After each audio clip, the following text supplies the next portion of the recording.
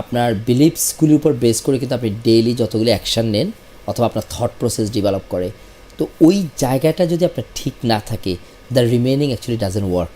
আপনি সেটা বিজনেস করেন, আপনি জব করেন, যেখানেই করেন।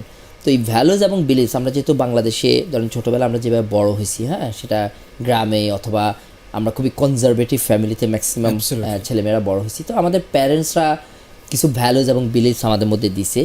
তো এখন হচ্ছে কি, মানে ওয়ার্ল্ডে তো অনেক চেঞ্জ হয়েছে, সব কিছু ট্রান্সফরমেশন হয়েছে।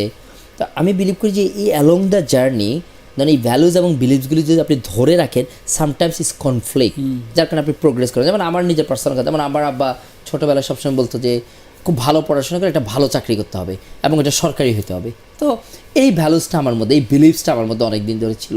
তা আমি কখনো মানে বিজনেস বা এন্টারপ্রেনারশিপ এটা আমি চিন্তাই করতে পারতাম না, অথবা যদি চিন্তা করতাম যে কেউ একজন করতেছে আমি করব, সামহাও আমি দেখছি যে আমি শুরু করছি আবার কন্টিনিউ করি নাই, কারণ আমার ওই ফিয়ারটা আমার মধ্যে ছিল, সাবকনসিয়াসে সামহাও এটা আমার মধ্যে ছিল যে ওইটা। তো ওইটার থেকে আসলে আমি বের হইতে পারছি।